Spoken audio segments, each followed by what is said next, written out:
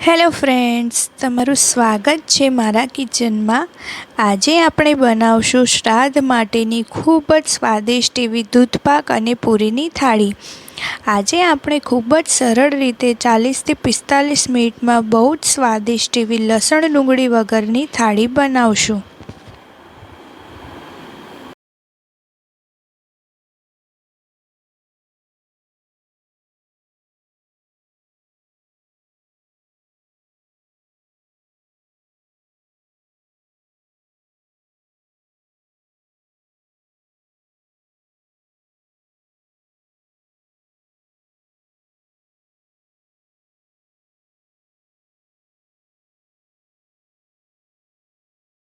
આગળ વધતા પહેલાં મારી વિનંતી છે કે મારી ચેનલને સબસ્ક્રાઈબ કરજો અને બાજુમાં આપેલી ઘંટીને દબાવજો એટલે નવી નવી રેસીપીના નોટિફિકેશન તમારા સુધી આવે।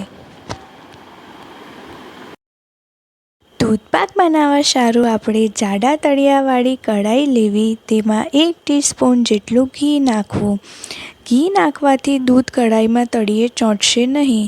હવે ઘી બરાબર ગરમ થાય ત્યારે તેમાં 1.5 લીટર દૂધ કાઢી લઈશું। અહીંયા મેં ફૂલ ફેટવાળું દૂધ લીધું છે, તેનાથી ખીર આપણી એકદમ ક્રીમી એવી બનશે।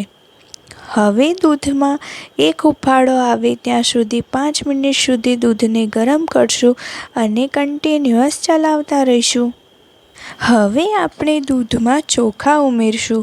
મેં 3 થી 4 ટીસ્પૂન બાસમતી ચોખા લઈને તેને સરસ રીતે પાણીમાં ધોઈને 10 મિનિટ સુધી પલાળી રાખ્યા હતા।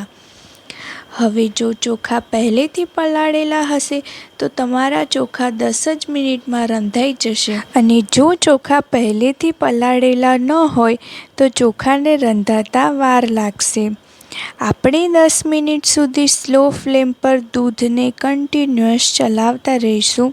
આથી દૂધ તળિયે અથવા આસપાસ ચોંટે નહીં।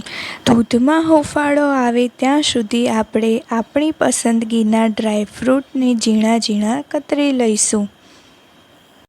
હવે આ રીતે 10 મિનિટ જેવું થઈ ગયું છે। આપણે ચોખા હાથમાં લઈને ચેક કરી લઈશું। ચોખા સરસ રીતે રંધાઈ ગયા છે। તેને સ્લો ફ્લેમ પર થવા દઈશું, મીડિયમ થીક થઈ જાય ત્યાં સુધી। હવે આપણે તેમાં 1.5 કપ ખાંડ ઉમેરશું। તમે તમારી અનુકૂળતા અનુસાર વધુ ગળ્યું કે ઓછું ગળ્યું કરી શકો છો। ખાંડ ઉમેર્યા બાદ તેને બરાબરથી મિક્સ કરશું અને 2 કે 3 મિનિટ સુધી તેને કન્ટિન્યુઅસ ચલાવતા રહીશું।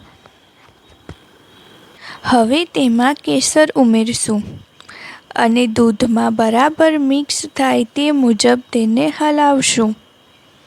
જો તમે દૂધમાં એકદમ પીળો કલર લાવવા માંગતા હોવ તો કેસરને ગરમ દૂધમાં 5 મિનિટ સુધી પલાળી રાખવું, ત્યારબાદ તેને દૂધપાકમાં મિક્સ કરવું।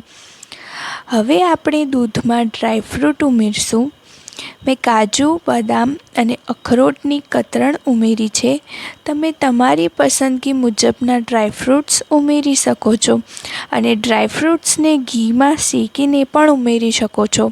અમારા ઘરમાં આ રીતે પસંદ છે તેથી મેં ડાયરેક્ટ ઉમેર્યા છે। હવે તેને મીડિયમ ફ્લેમ પર કન્ટિન્યુઅસ ચલાવતા રહીશું। 5 જ મિનિટમાં ઘટ્ટ એવી ખીર તમારી રેડી થઈ જશે।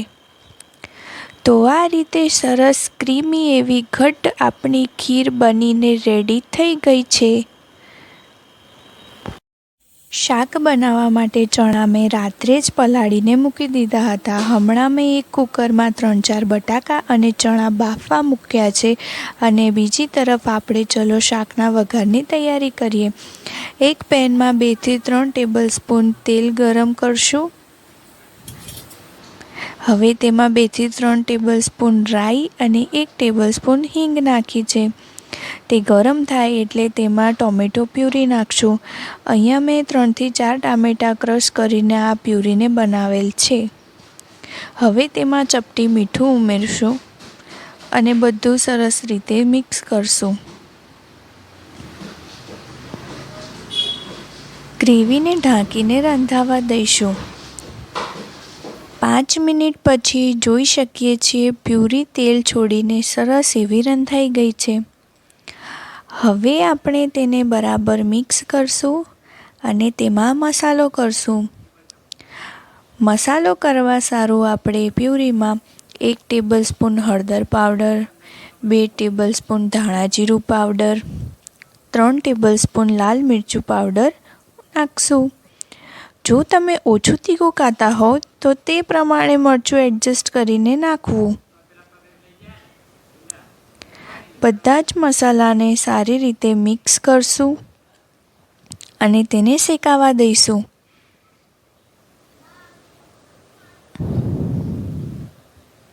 મસાલો સારી રીતે શેકાય અને બળી ન જાય તે સારું આપણે તેમાં 2 થી 3 ટેબલસ્પૂન પાણી નાખશું.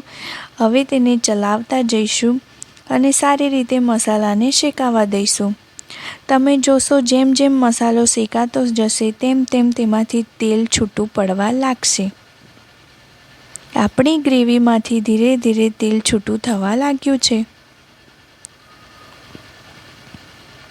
હવે તેલ છૂટું થવા લાગે અને મસાલો શેકાઈ જાય ત્યારે આપણે તેમાં બાફેલા ચણા અને બટાકા ઉમેરશું. શાકમાં રસો કરવા માટે તમે તમારી મુજબ પાણી ઉમેરી શકો છો. મેં અહીંયા ચણા અને બટાકા બાફતી વખતે જે પાણી લીધેલું હતું તે જ પાણીનો યુઝ કર્યો છે.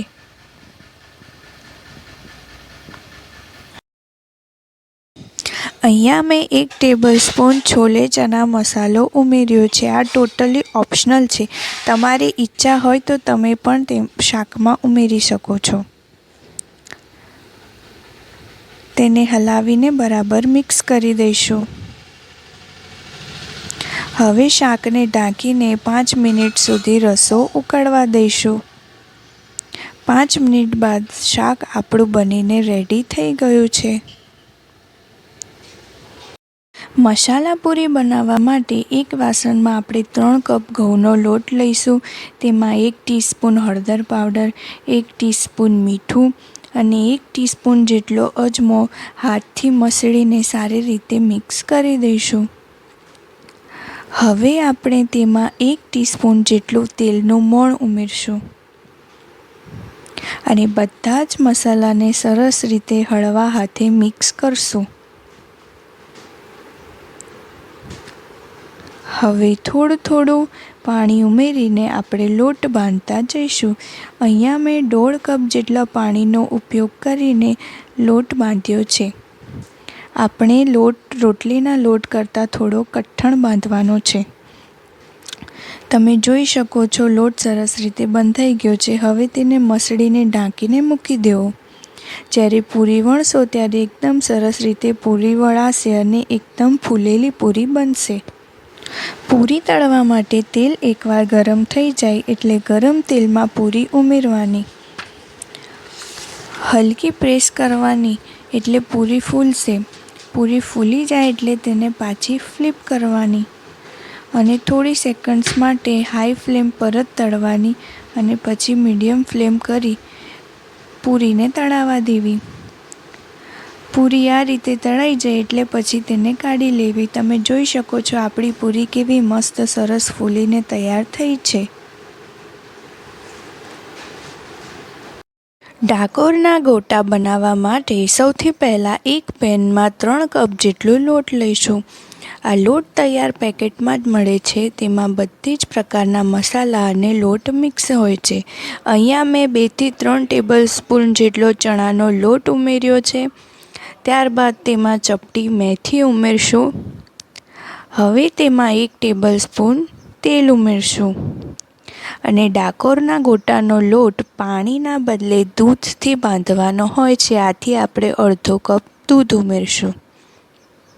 હવે તેમાં ચપટી મીઠું નાખશું અને ત્યારબાદ રીતે હલાવીને મિક્સ કરશું. હવે તેમાં થોડું પાણી ઉમેરીને સારી રીતે મિક્સ કરશું. અહીંયા મને 2 થી 3 ટેબલસ્પૂન જેટલા પાણીની જરૂર પડી હતી એટલે એને મેં 5 અડધી ઉમેર્યું હતું અને હવે બધું બરાબર હળવા હાથોથી મિક્સ કરશું.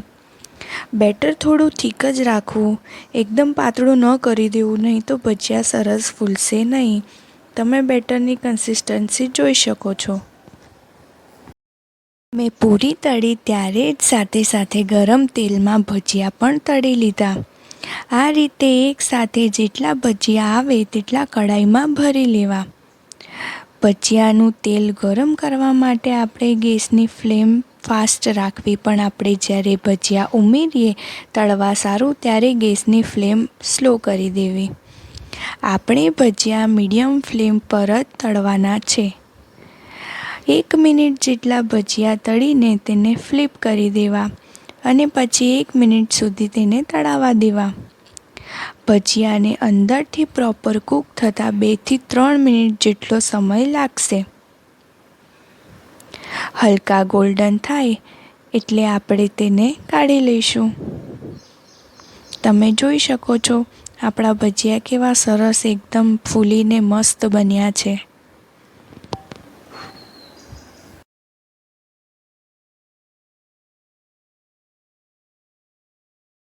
તમે જોઈ શકો છો શ્રાદ્ધ માટેની દૂધપાક પૂરીની થાળી આપણી બનીને એકદમ સરસ એવી તૈયાર થઈ ગઈ છે. તમે તમારા ઘરે મહેમાન આવે ત્યારે પણ આ થાળી બનાવીને જમાડી શકો છો. વિડીયોમાં લાસ્ટ સુધી બની રહેવા સારું આપનો ખૂબ ખૂબ આભાર. જતાં મારી ચેનલને સબસ્ક્રાઈબ કરતા જજો તેટલી વિનંતી છે.